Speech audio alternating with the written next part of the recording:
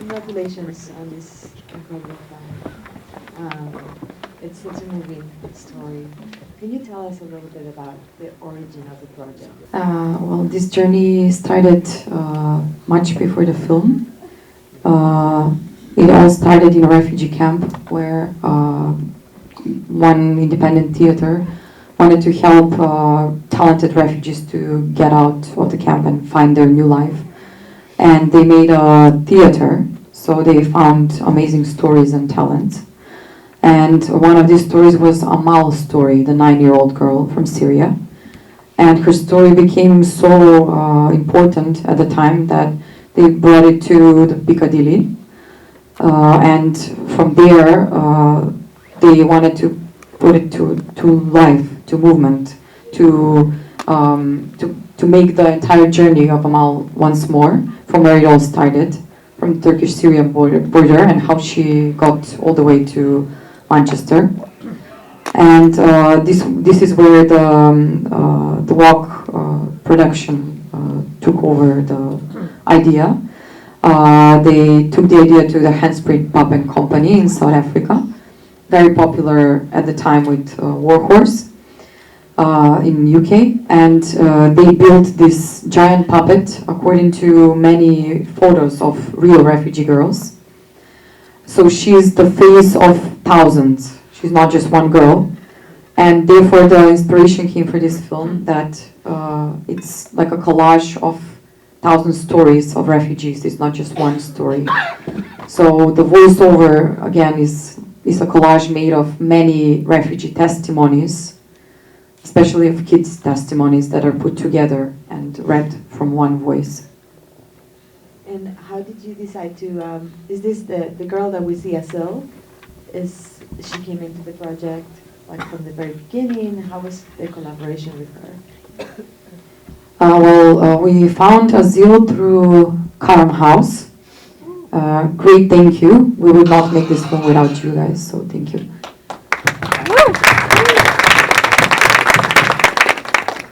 And the idea of this little girl to be included in the film came actually after the journey started.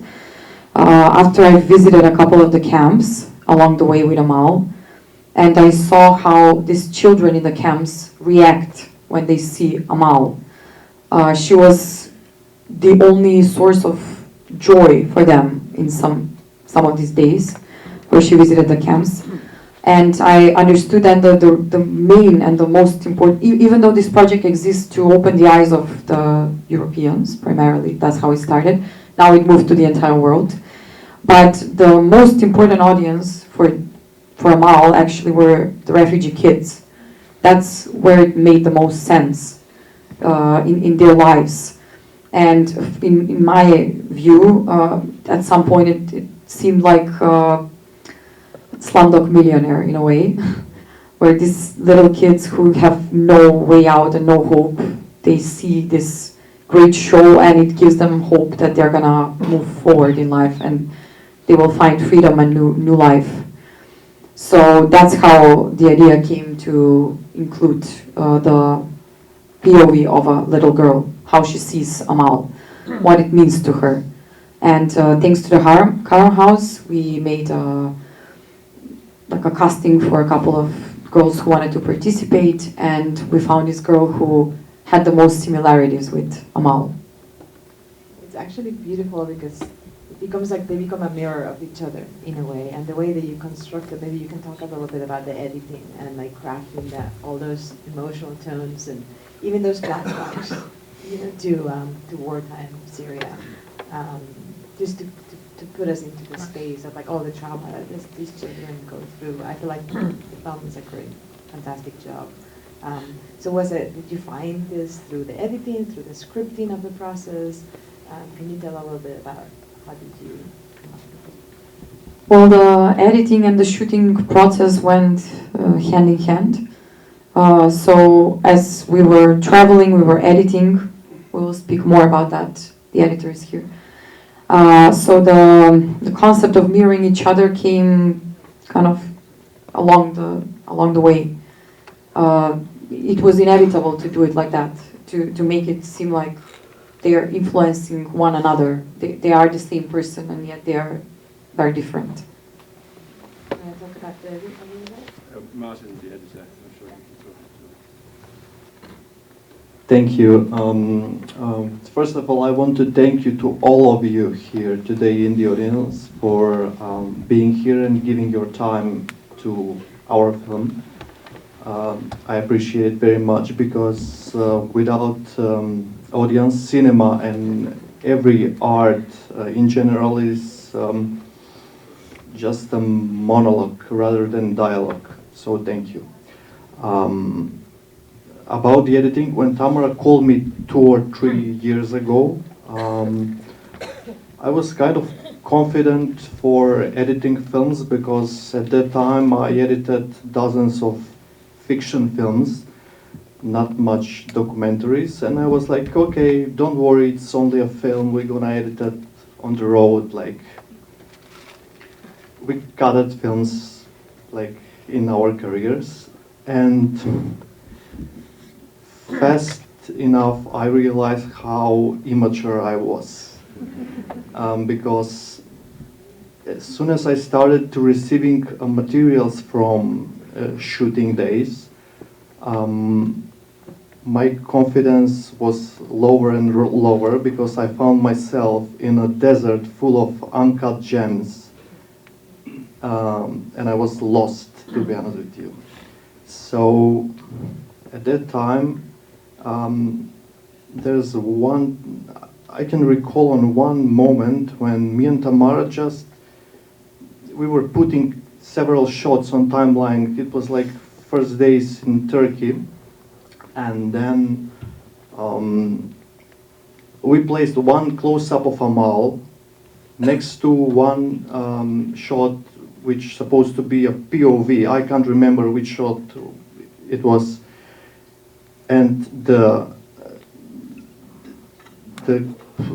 link between these 2 shots showed us the emotional state of Amal. And we were joking like this famous line from Frankenstein, she's alive in front of us. She was alive in the show, but we made her alive for cinema. And this worked on a micro level as like basic cinematic tool for showing some thought between 2 shots, but on a macro level it was a 2-year journey of finding the story like it is right now, and Tamara is responsible for this. Amazing. In a bit. Yeah, please do, yeah. Can I just add to that? I think, you know, one of the things that Martin and Tamara have done so well is bring the magic of theatre onto screen, and that's such a challenge, you know, and it's one of the reasons that when we were first approached with this project, it was quite daunting, because the amazing thing about Amal, and I'm sure some of you have seen her in her sort of recent journey across the US, it's just the scale of it and the fact that she's there in front of you, and it's very emotional, it's very dramatic, so see that.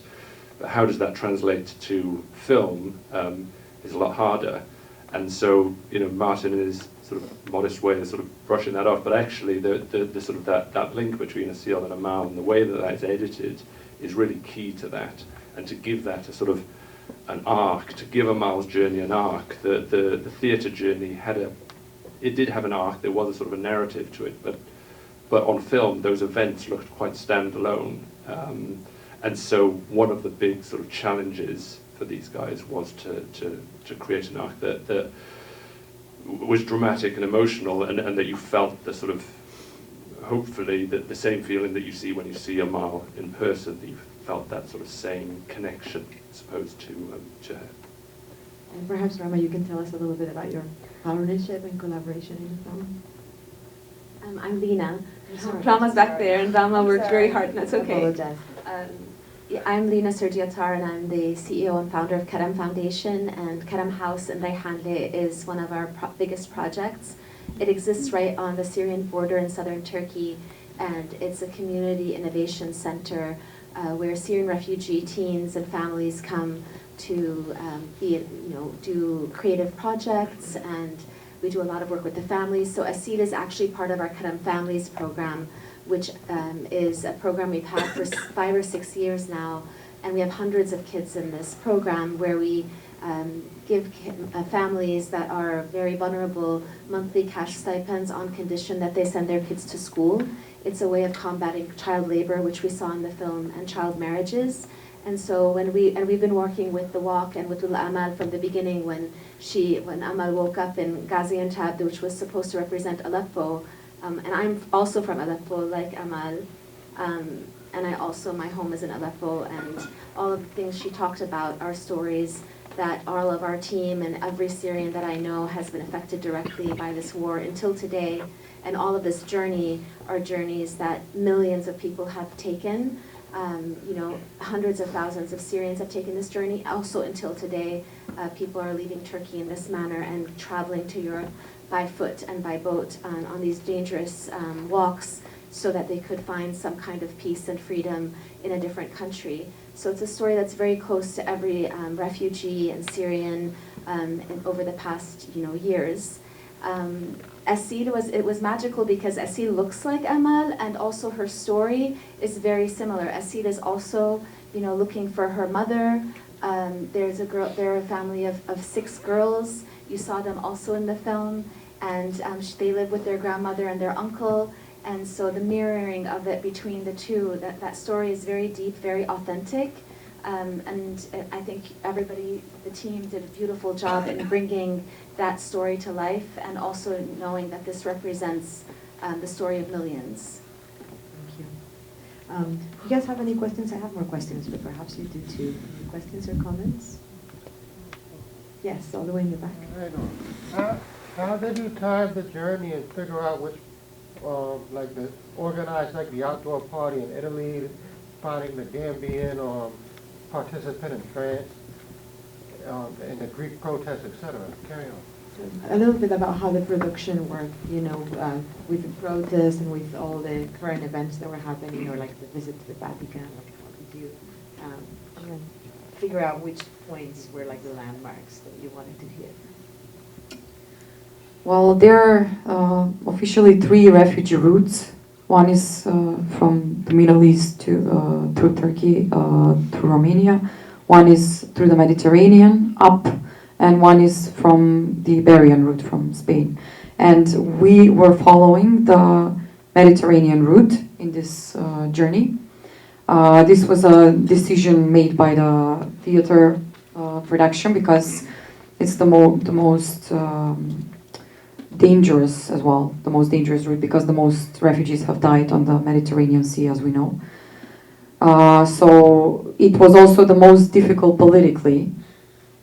Again, why they decided to choose it, because the entire idea of the project is to open the eyes, to poke the eyes of the ones that don't want to see the issue. And that's why it was very difficult actually to enter with Amal in the Vatican, in Strasbourg, in these kind of institutions. So it's a great success that this happened, that they managed to bring Amal inside. But none of us was aware what can happen. So Greece was a huge shock and a huge surprise, where the entire team was threatened, like seriously threatened. They were hurt as well, because the Protestants came out really unexpectedly. They were protesting against Islam refugees and against puppetry as some kind of witchcraft in the same time. And they were hitting Amal with stones, and the crew. We got in some fights with these protesters, and we were evacuated inside a puppet theater building, which is funny enough. But these kind of situations were not expected, but it's good that they happened, I think, because it shows actually where the problems are still alive concerning the refugee question. It's also very striking that you chose to include the puppeteers and their incredible stories, and that we have one of the protagonists being Palestinian with everything that's going on and her personal story. and like how she mentions that she grew up with so many kids that had no dreams. And, can you tell us a little bit about when the decision, or like how many puppeteers, accompany Amal in her journey, and how did you choose which ones you wanted to work with for the film as characters? Well, the first time I got approached by this project, it was the one thing that really fascinated me and that kept me, like, for real interested in this project, was the fact that the majority of the puppeteers are refugees themselves from different parts of the world. So if you see Amal as it is, it's a piece of furniture, really, without these people. These people are giving the heart and the soul to these wooden parts. And to know that these hearts are refugee hearts who are walking on this journey, who are making it all over again, this is something that I was obviously the most intrigued by. The puppeteers are changing all the time, depending on the country. Right now, she's in Mexico, for example. She's crossing the border together with the audience and some people. She never stops walking, and there's puppeteers from all over the world, depending where she's walking. In this journey, I choose Fida and Wayat because I found their stories the most relevant. Unfortunately, we couldn't even imagine that the story would escalate so much in these 2 years to come to this point now. At this moment, the kids that you see in the Jenin refugee camp, there's 14 people died there because there was an airstrike on this camp. So many of these kids actually are not alive at the moment, and many of the places that you see in this film are archive footage at the moment, including Hatay and Gaziantep, who were severely destroyed by the earthquake. That's even more significant as a historical piece as well. Were you aware of all the forces colliding in this film from the beginning? Like what it would end up representing? Obviously not, and we couldn't even we didn't even want to imagine something like this, obviously. We were hoping that maybe when the film comes out, things would actually change for the better, of course.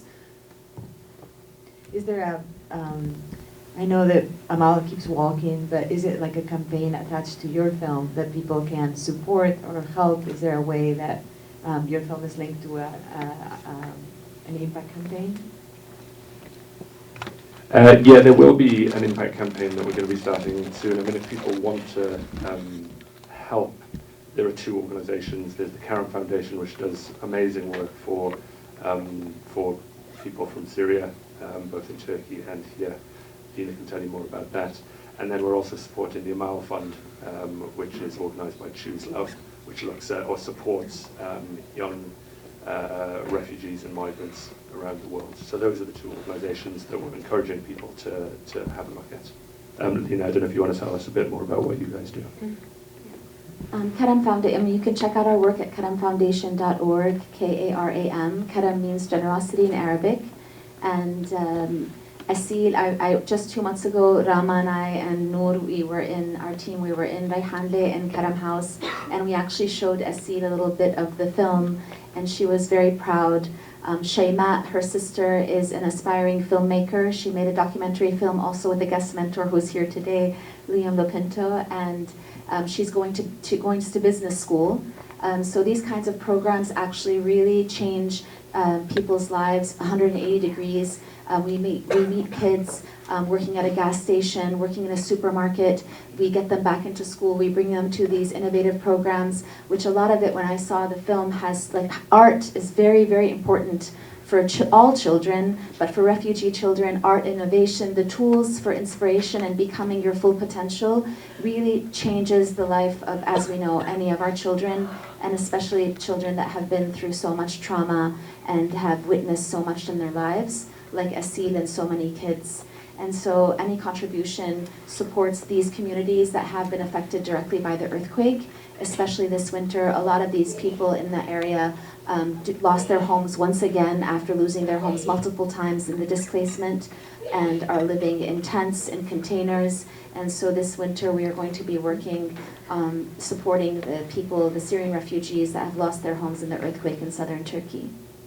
Thank you so much. Before we go, do you want to introduce the rest of your crew then? Of course, I'd like to call Orlando, the other producer of this film, on stage. We would like to call Jan, the director of cinematography, and Dukia, the composer.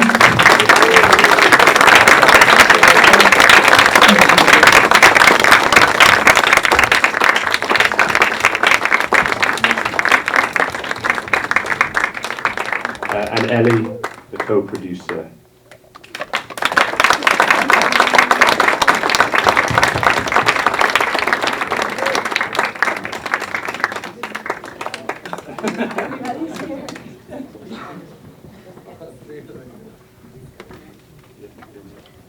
Rama, can you join us too, please?